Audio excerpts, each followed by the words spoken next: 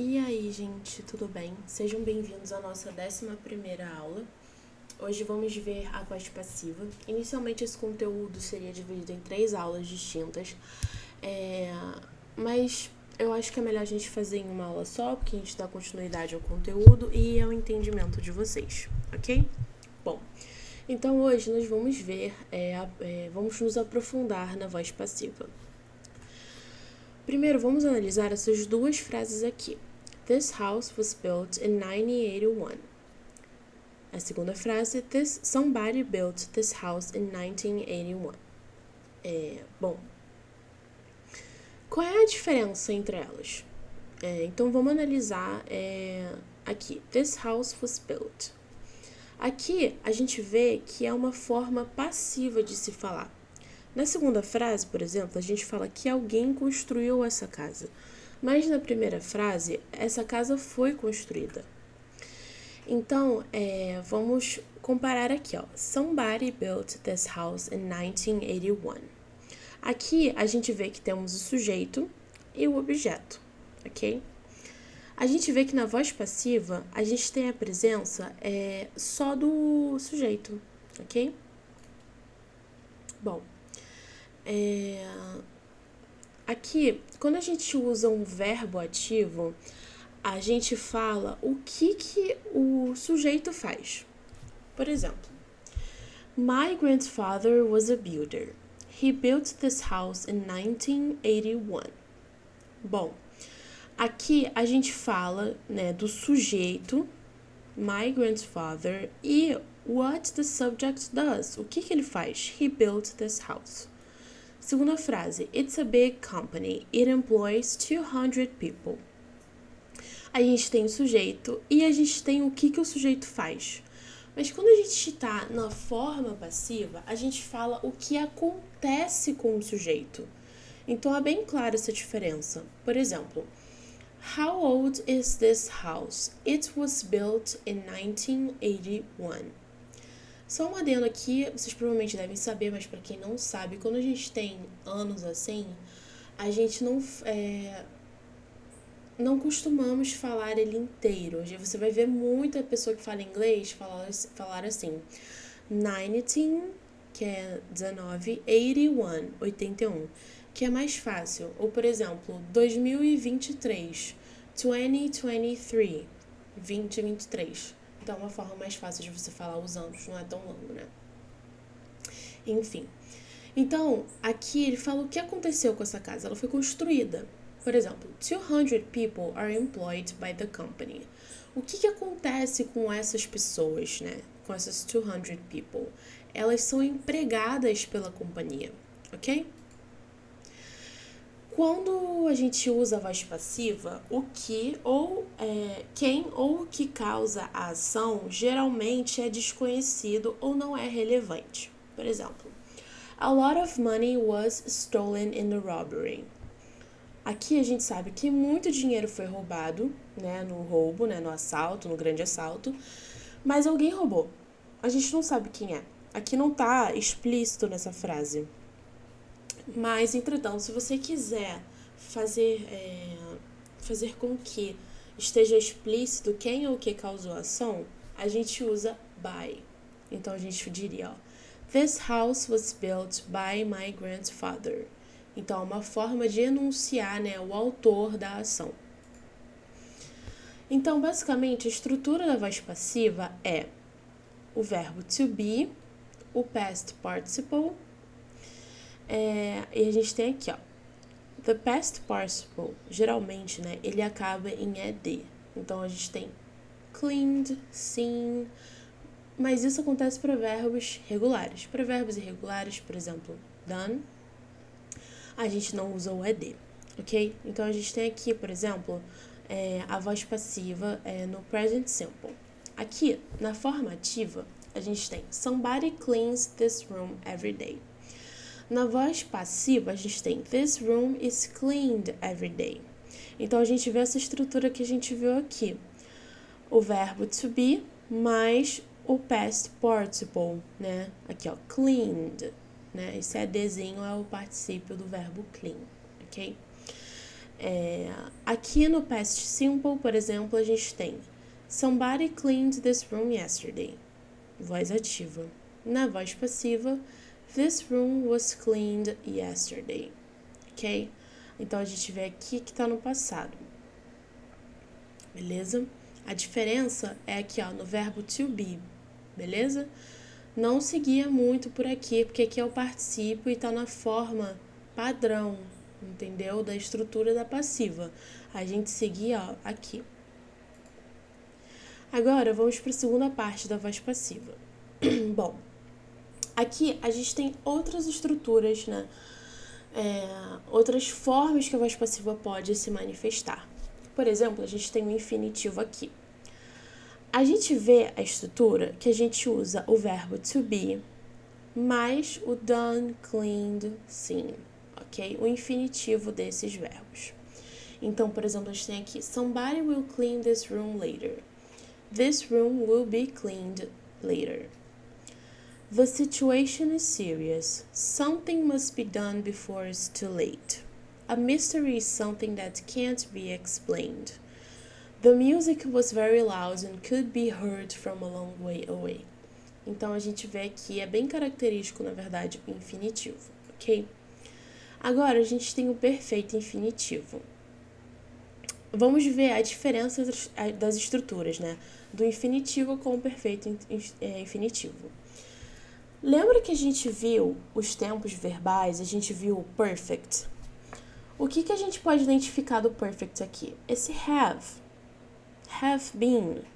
Então, ele é bem característico do perfect. Então, é o have been ou to have been, mais o done, cleaned, né? Ou qualquer seja o verbo ali no infinitivo. Então, a gente tem aqui, ó.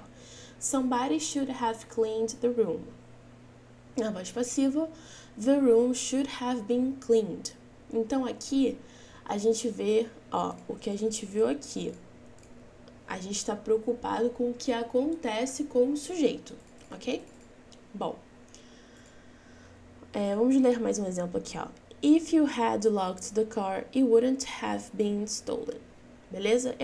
Pessoalmente, eu acho que o perfect, ele é muito característico. Você já vê essa estrutura aqui, ó, have been, have done, você já sabe ali que tá no perfect. Agora no present perfect. Aqui a gente tem o have ou has been, mais o verbo e etc. Então a gente tem the room looks nice, somebody has cleaned it. Na voz passiva, the room looks nice, it has been cleaned. Have you heard the trip has been cancelled? Have you ever been bitten by a dog? Are you going to the party? No, I haven't been invited. Então aqui é bem fiel o que a gente estudou e é a forma da voz passiva. Realmente não tem muito no que a gente se aprofundar, porque esse tempo verbal é bem característico, né? Então a gente pode ver aqui, ó, o perfect infinitive e o present perfect. A gente vê que o present perfect, né, a gente tem essa variação do have e do has. O past perfect é, de novo, o had aqui, been, mais o verbo no passado. Então, a gente tem the room looked nice, somebody had cleaned it. Na voz passiva, the room looked nice, it had been cleaned. Beleza? Aqui a gente vê, né, tá no passado, had. O has, a gente geralmente usa ele para coisas que são mais, tem uma ideia um pouquinho de continuidade ou do presente, ok? O present continuous, a gente já viu. O past, por exemplo, a gente tem aqui, somebody was cleaning the room when I arrived.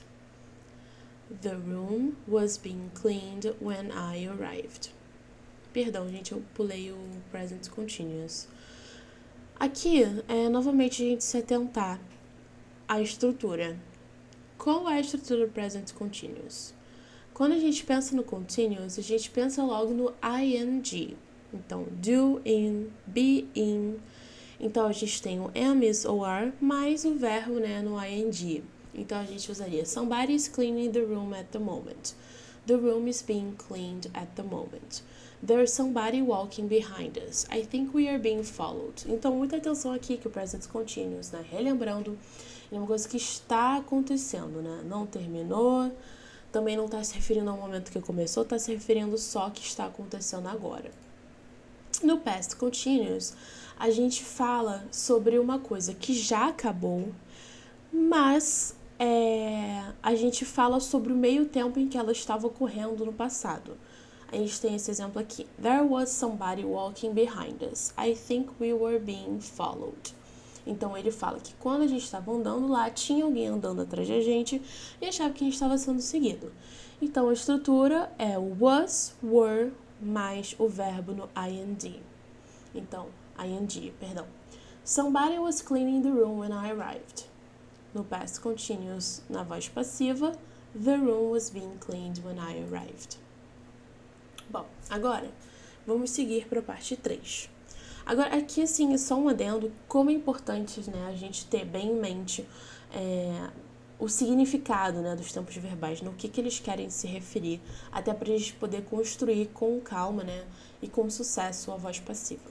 Bom, aqui a gente vai ver alguns detalhes da voz passiva, beleza? A gente tem essas duas frases aqui, I was offered e we were given. Então, a gente vai falar um pouquinho deles. Às vezes, os verbos podem ter dois objetos. Por exemplo, geralmente a gente sabe que o verbo tem dois objetos quando a gente consegue separar essa frase em duas frases. Então, a gente tem aqui, My grandfather gave me this watch. Aqui, a gente pode fazer duas frases passivas. I was given this watch. Ou, this watch was given to me. Alguns verbos que são comuns terem dois objetos é ask, offer, pay, show e tell. Quando a gente usa esses verbos na passiva, geralmente a gente começa a frase com a pessoa, ok? Então, I've been offered the job, but I don't think I want it. Então, alguém ofereceu... Aqui, gente, perdão, que deu um erro de formatação. Eu sempre esqueço desse erro, mas enfim, é offered tudo junto, tá? Somebody has offered me this job. You will be given plenty of time to decide. We will give you plenty of time. I didn't see the original document, but I was shown a copy. Somebody showed me a copy. Tim has an easy job. He's paid a lot of money to do very little. Então, o que a gente vê que tem em comum aqui? Que aqui a gente está preocupado novamente com o que está acontecendo com o sujeito, ok? Aqui a gente tem o I don't like being. Aqui a gente tem essa frase aqui, por exemplo. I don't like people telling me what to do. Na voz passiva, a gente põe I don't like being told what to do. I remember being taken to the zoo when I was a child. Steve hates being kept waiting. We climbed over the wall without being seen. Então, a gente usa, quando a gente vê esse doing, seen, etc., a passiva deles é being done, being seen, né? É o being mais o verbo, né? Enfim, que tá colocado em questão na frase. Então, aqui a gente vê o telling no ing.